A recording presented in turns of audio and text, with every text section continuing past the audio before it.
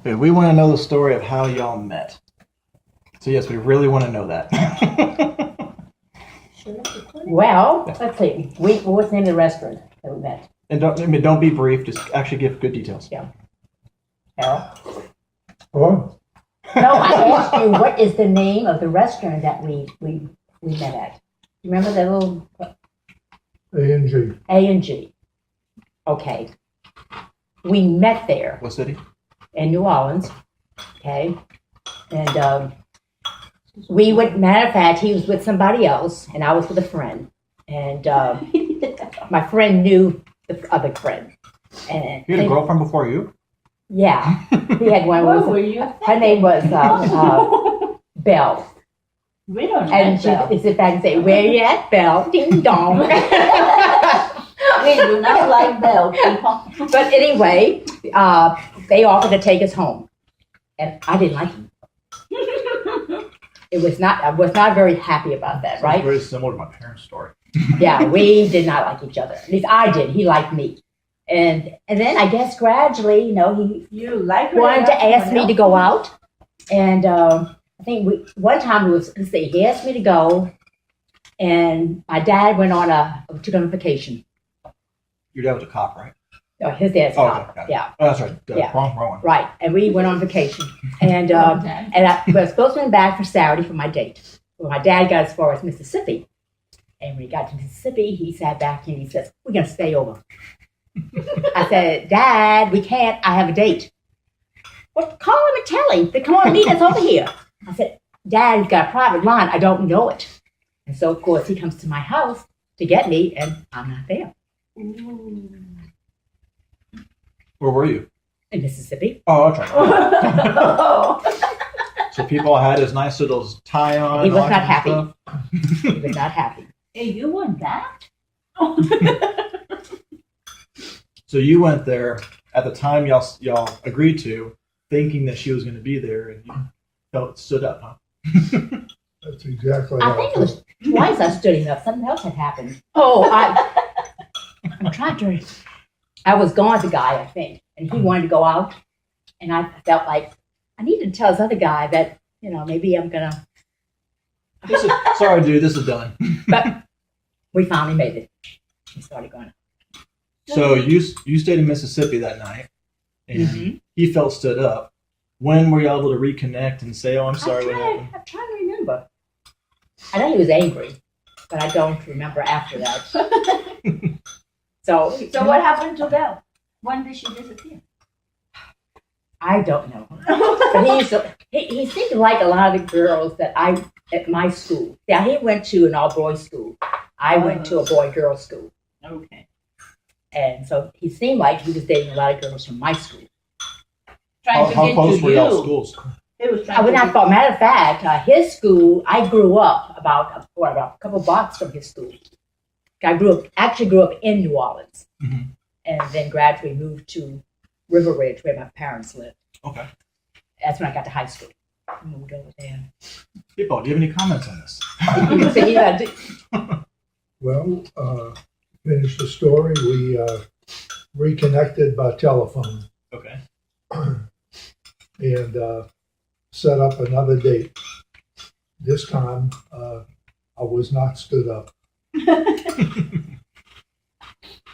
How did your first interaction with her dad I go? was into what you When I got to her house, her whole family was over there. It's like my big fat Greek wedding. my case. And had to meet all them, and I'm sure they had their, opinions, and but it.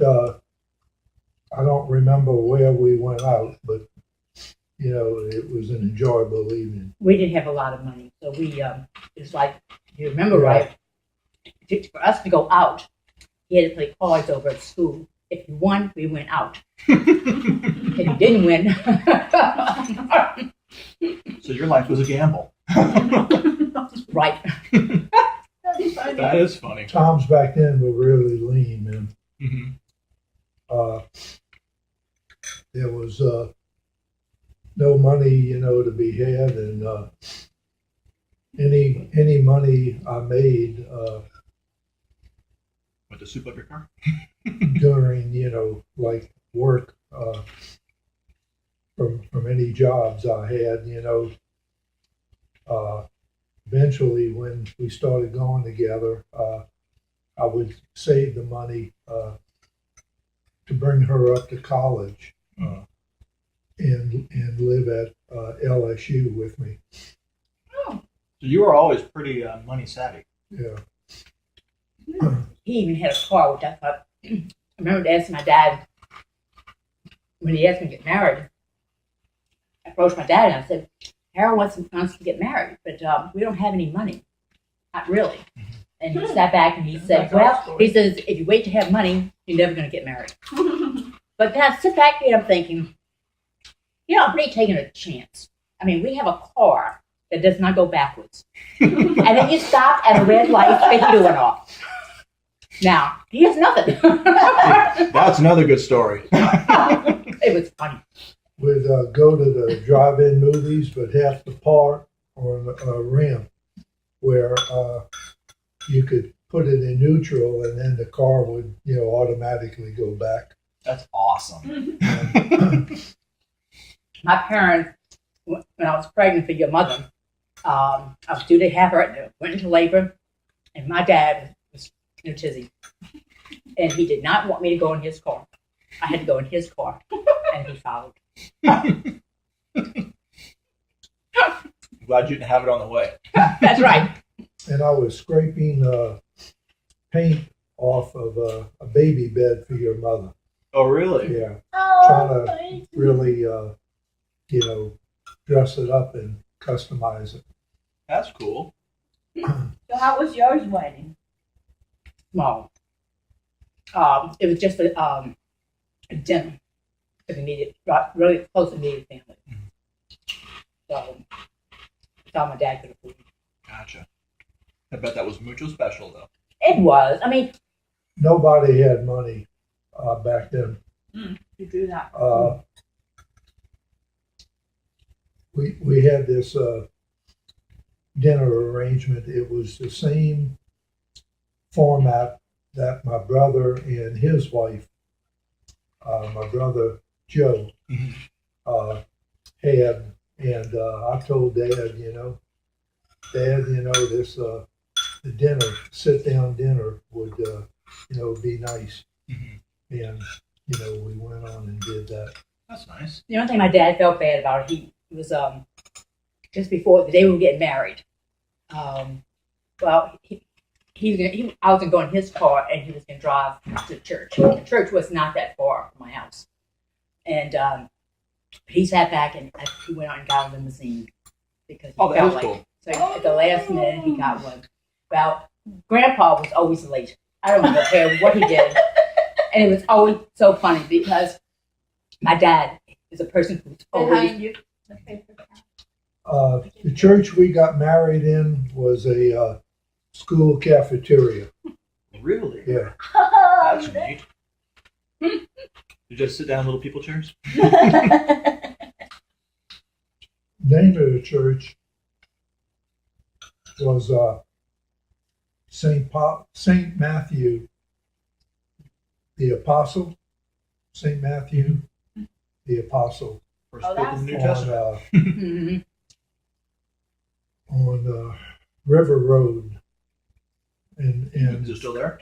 No. They built a new church. It seems like every church we have gone, they build new. and I think they've torn down the Yeah, cafeteria. they do that. Oh, okay.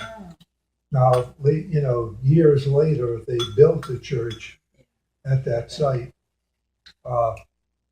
and we went we went to that church, and Grandpa, her dad, ushered at it for many years. And the name of the priest that married us was Father Bendix. Mhm. And back then you signed your marriage certificate right there on the altar when you got married. Okay. Oh, We did ours right after the ceremony was over. That's actually a cool way to do it, though. Oh, that's true. Mhm. Yeah, we signed ours and we had pictures. Yeah. That's funny how the church where y'all got married is gone because our church is gonna be moving and we live in that building. So we were all gonna move? the only couple that got married We're the at that first and building. only one to get married there. Really?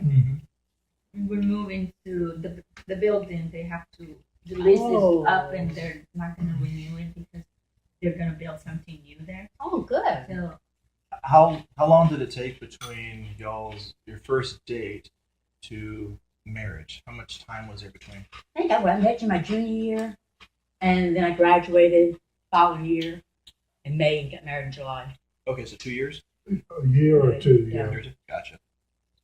That's quick. She lived out in the boonies. Called area is called Harahan, and it was really far out, compared to where we lived in Metairie. So here's a big question for you. What about her did you like first? ooh. What about her? What intrigued you to drive that far?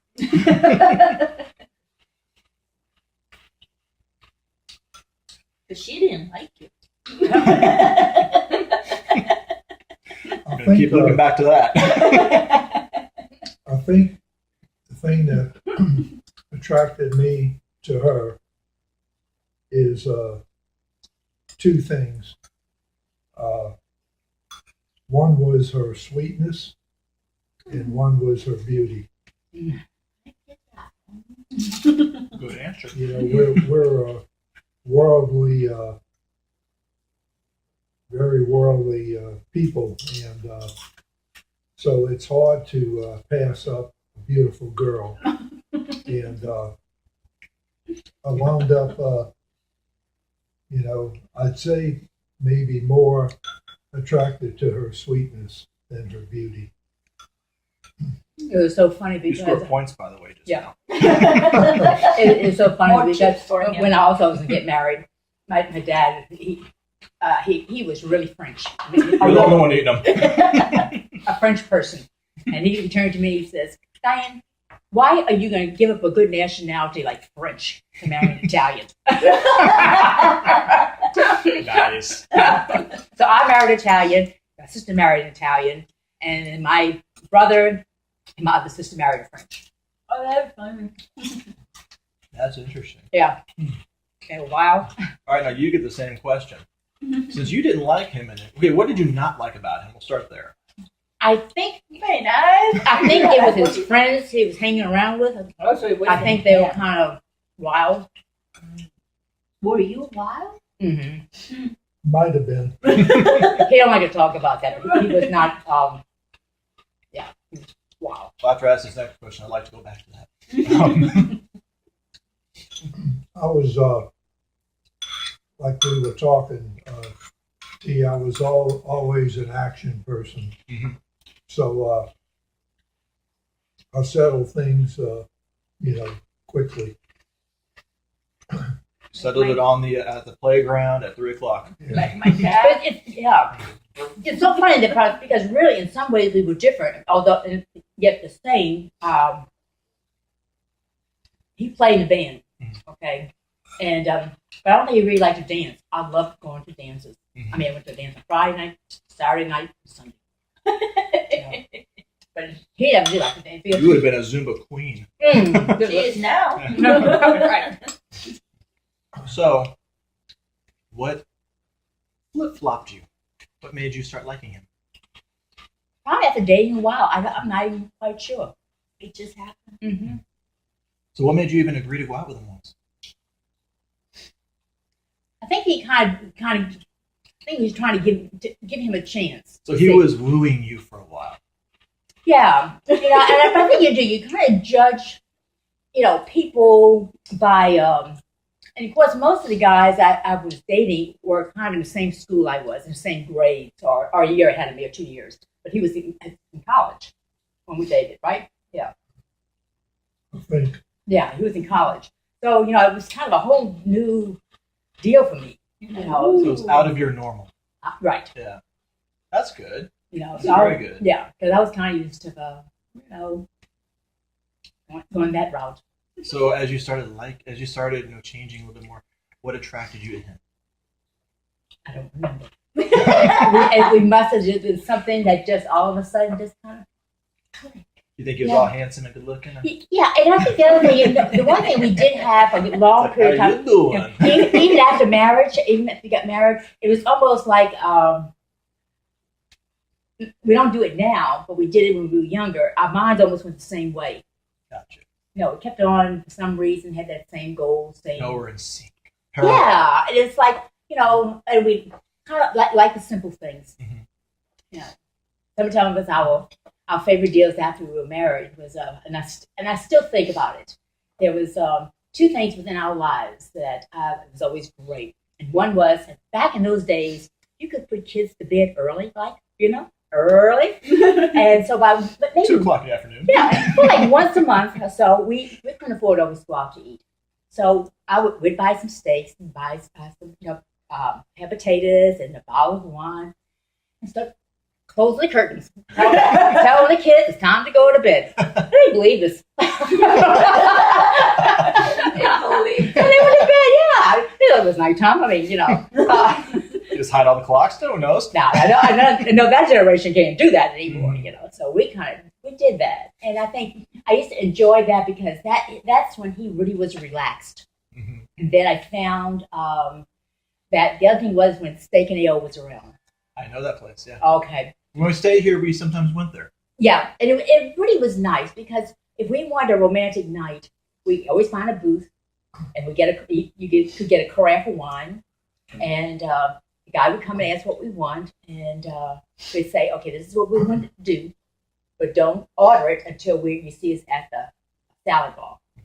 And that was when he really talked. He was relaxed. So those are two things I found that just really, and fortunately, I think we were both dating. I don't think the object we had to go out really, meant that much. Just The whole point of going out is just to get to know each other better and enjoy each other. Right. And but this way, I think it kind of worked out, pretty good. We enjoyed that. I knew when I first saw her, that was the one I wanted to marry.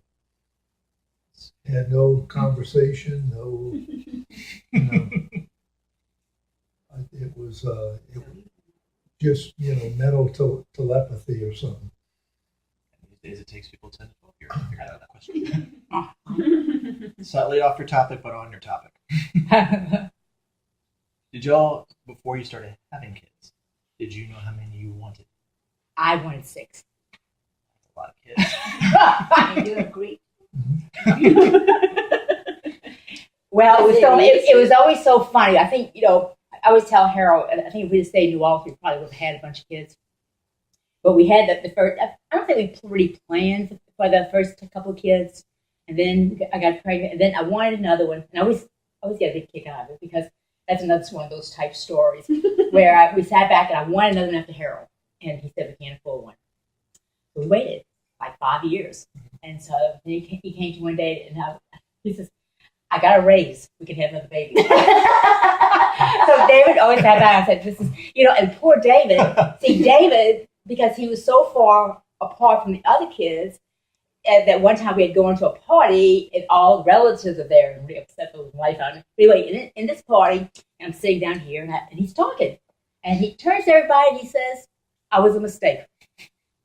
What do you mean, David? He says, well, look how far age I am for the rest of everybody. I said, David, you're probably the one who really was playing. You were the race child. That's right. Did you remember that? And you were 3 raises later in stability.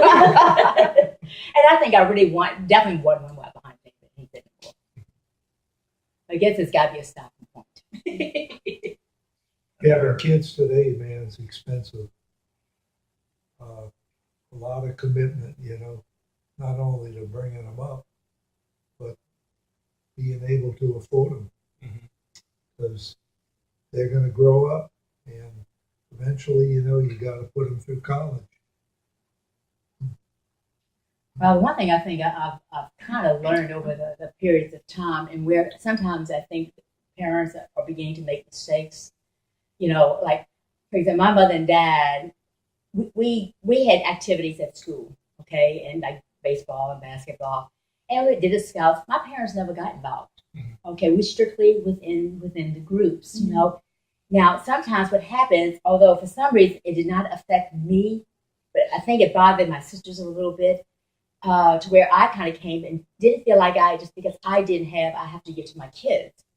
But your generation now, and even though I found some even my sisters would have done that, where they sit back here and they'll say, you know, I had to struggle for this. I don't want my kids to struggle.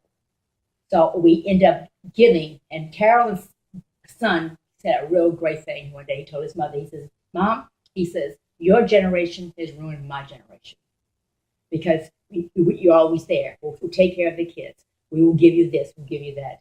And they're not learning to stay on their own 2 feet. And you got to learn to a degree how to stand on your own 2 feet.